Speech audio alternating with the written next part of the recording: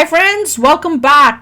अग्निवीर की नौकरी छोड़ पैसों के लिए रशिया गए थे नेपाल के गोरखा सैनिक। नर्क बन चुकी है जिंदगी। ओए होए, मतलब उनको पहले लगा कि हम रशिया चले जाते हैं, वहां पे हमें ज्यादा फायदा होगा, और वहां जाके उनको दिख रहा है कि उनकी जिंदगी खराब हो गई है। वॉर में जिंदगी नर्क की होती है। चलो देखें। और गोरखा रेजिमेंट हमारी कितनी, हम लोग जिसको देख के इतना वाव वाव करते हैं, वो नेपाल के उन्होंने यहाँ इंडिया अगर की आपको जगह पता हो, नेपाल के नेटिव जो हैं गोरखा नेपाल से हैं और वो बहुत सारी कंट्रीज में डिप्लॉयड हैं। हाँ, हमने यूके में भी देखा था, उनकी भी आर्मी में क्योंकि ब्रिटिश ने शुरू किया था, तो बहुत सारी जगहों में। तो अगर कोई बोले मैं गोरखा हूँ तो और मैं तुम्हारी आर्मी में आना चाहता हूँ, तो वहाँ जाके उसकी आर्मी में जा सकता है। अच्छा, चलो वीडियो शुरू करते हैं। वीडियो शुरू करने से पहले अगर आप चैनल पर नए हो और आपने अभी तक सब्सक्राइब नहीं किया, तो जल्दी से पहले सब्सक्राइब के बटन और बेल आइकन को क्लिक कर लो, ताकि आपको हमारे सारी न्यू वीडियोस के नोटिफिकेशन मिल जाएं जैसे हम अपलोड करें। अगर आपको वीडियो पसंद आता है प्लीज लाइक एंड शेयर। चलिए शुरू करते हैं।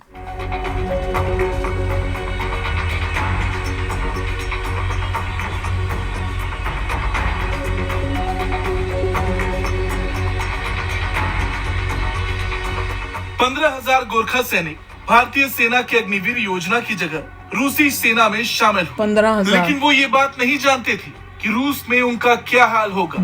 यूक्रेन से युद्ध लड़ने गए इन नेपाली सैनिकों की जिंदगी नरक बन चुकी है। रूसी सेना में शामिल होना इन नेपाली सैनिकों की सबसे बड़ी गलती बन गई। अब वो यूक्रेन में युद्ध लड़ने के फैसले पर पछता रहे। छोड़ भी नहीं सकते। और अब उनके पास कोई विकल्प भी नहीं बचा कि वो भारतीय सेना में आ सके। सीएनएन की एक मीडिया रिपोर्ट के मुताबिक रूसी सेना में शामिल एक गोरखा सैनिक रामचंद्र खड़का ने बताया है कि वो अफगानिस्तान युद्ध तक लड़ चुका, लेकिन नेपाल में कोई नौकरी नहीं थी और इसी वजह से वो रूसी सेना में शामिल हुआ और अब वो यूक्रेन आने के फैसले पर पछता रहा है।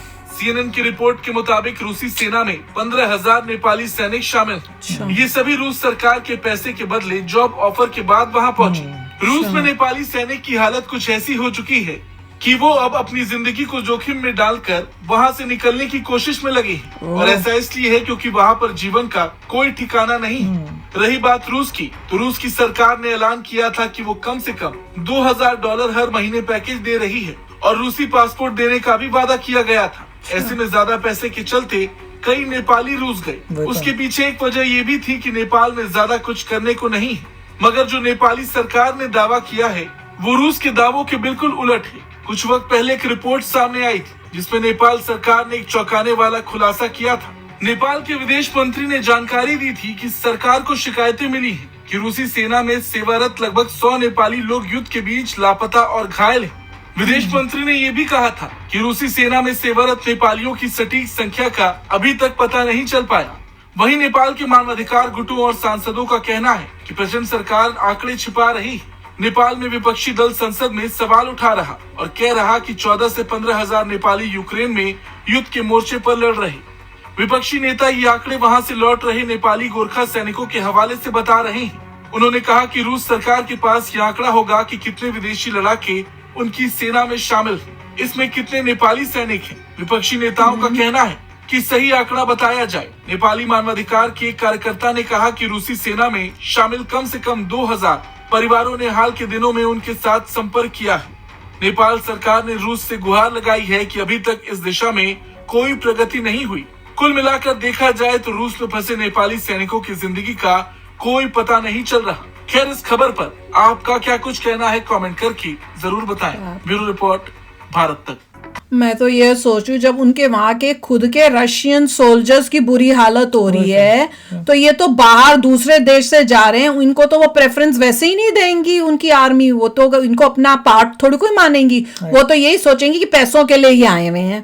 वो तो इनको ऐसे मतलब अपने से लोअर समझ के ट्रीट करेंगे, इवन मतलब रशिया की आर्मी के लोग, जहां तक मेरे को लगता है। और वो ये लग रहा है कि उसी वजह से उनका कईयों का पता ही नहीं चल रहा कि कहाँ है क्या नहीं है। नहीं तो ऑब्वियसली रशिया की आर्मी को तो सब पता होगा। पहले जब रिक्रूटमेंट हुआ था तो बहुत सारे गोरखा ने कहा था, जैसे इंडियन आर्मी कहती है कि पोजीशंस ओपन है गोरखास के लिए, अगर आप चाहें तो आप आ सकते हैं, आपको सिटीजनशिप दी जाएगी और आपको इंटीग्रेट करेंगे अपने आर्मी में। सिमिलरली ब्रिटिश भी कहता है।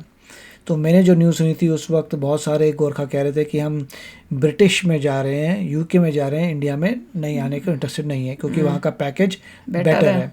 मगर मुझे ये नहीं पता था कि रशिया का भी पैकेज अवेलेबल था और रशिया भी कुछ लोग चले गए थे।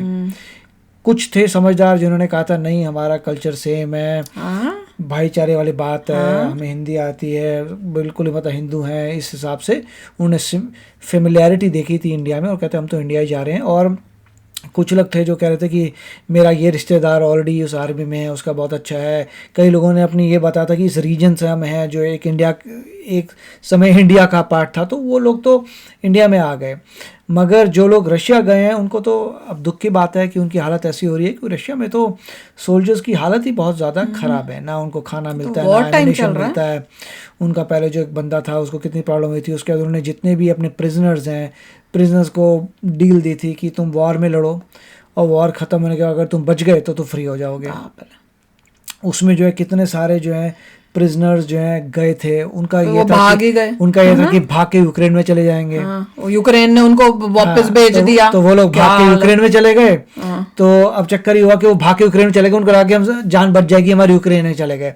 अब उनको यूक्रेन ने पकड़ लिया कि तुम रशियन सोल्जर्स हो, ठीक है तुम यूक्रेन में आ गए हो। फिर उन्होंने बोला कि अब प्रिजनर स्वैप करेंगे कि यूक्रेन वाले जो हैं वो पकड़े गए थे रशिया में, तो उन्होंने कहा प्रिजनर एक्सचेंज करेंगे, जो यूक्रेन के सोल्जर्स हैं वो जाएंगे। तो यूक्रेन ने अपने सोल्जर ले लिए, बदले में रशिया के वापस कर दिए जो भाग के आए थे। और रशिया के वो थे प्रिजनर्स, मतलब जो जेल में थे, तो उन्होंने सबको पूछ खत्म कि तुमने जो है डील तोड़ी, तुम भाग गए थे। तो मतलब इतना बुरा हाल हुआ उनके प्रिजनर्स। देखो रशिया में डेमोक्रेसी नहीं है, सच्ची बात तो ये है।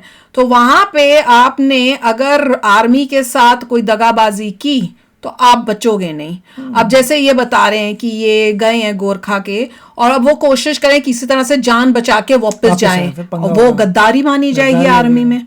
और अगर इन्होंने ऐसा कुछ किया तो वो छोड़ेंगे नहीं इनको। और वॉर के बीच में आप रिजाइन कर नहीं सकते। वॉर के बीच में तो कर नहीं सकते। वो बोले तुम वॉर में चला गया, तुम फिर से रिजाइन करोगे तो भगोड़े हो, भगोड़े नहीं बोलते उनको, जैसे होता तुम तो वो है कि तुम वॉर में बीच में भाग रहे हो, ऐसे कैसे हो सकता है? अब गलत बात ये है ना कि पैसों के लालच में कि हमें $2,000 महीने का मिलेगा और साथ में वहां पे सिटीजन, उन्होंने तो लालच दे दिया, ये उस लालच में। और दूसरी प्रॉब्लम ये है कि रशिया का टेरेन पूरा ठंडा है। हाँ वो तो ठीक है, नेपाल तो रहते हैं, पर फिर भी अगर कहीं और जाते हैं वेदर तो अच्छा है नहीं। और एक चीज है, अगर आप भारत के साथ रहोगे तो हम लोगों की देखो, जैसे हम लोग हैं, हम इनको इतनी रिस्पेक्ट देते हैं, इतना प्यार, हम बोलते हैं वाओ ये तो बहुत बढ़िया है जब भी इनकी वीडियोस देखते हैं। और हमने कभी फील भी नहीं किया कि ये दूसरे देश के, ऐसे लगता है हमारे देश के, हमारी पार्ट ऑफ फैमिली है।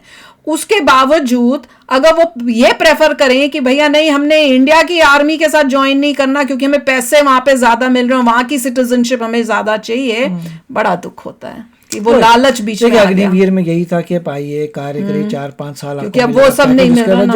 हाँ, क्योंकि उसमें वो अब वो फैसिलिटीज नहीं मिल रही, लाइफ भर का नहीं होगा जैसे पहले होता था। 5 साल का है, उसके बाद देखिए मेजॉरिटी ऑफ द वर्ल्ड में जो जितनी भी कंट्रीज में अग्निवीर वाला कॉन्सेप्ट ही है, क्योंकि उससे देश का जो बहुत पैसा जो था वो खराब हो रहा था उनके हिसाब से। पूरे वर्ल्ड में ही अग्निवीर वाला हिसाब ही है। यूएस में भी ऐसा ही है कि आप आते हैं 5 साल करते हैं, फिर आपकी मर्जी है कंटिन्यू कर सकते हैं, कईयों को अलाउ करते हैं, कईयों को नहीं करते, तो प्रॉब्लम है। उसके बाद जो है यस आपको सिक्योरिटी की ही जॉब्स मिलती हैं और that is how it is कि फिजिकली जो डिमांडिंग जॉब्स हैं, तो या फिर जो वहाँ जाके पढ़ाई लिखाई कर रहा है वो आगे दूसरी जॉब्स भी कर सकता है। पर नेपाल के लोग देखो वहाँ पे उनकी गवर्नमेंट में भी ये बात शुरू हो गई है। अब देखते हैं आगे क्या न्यूज़ आती है। तो चलो आप भी शेयर करना अपने थॉट्स। चलते हैं, मिलेंगे नेक्स्ट वीडियो में बहुत ही जल्द। Till then take care and bye bye. तो अगर आप मेरे इस चैनल पे नए हो तो जल्दी से सब्सक्राइब के बटन को हिट करो और बेल आइकन को क्लिक करो ताकि आपको मेरा जब नया वीडियो मैं लगाऊं आपको उसके बारे में जल्दी से पता चल जाए।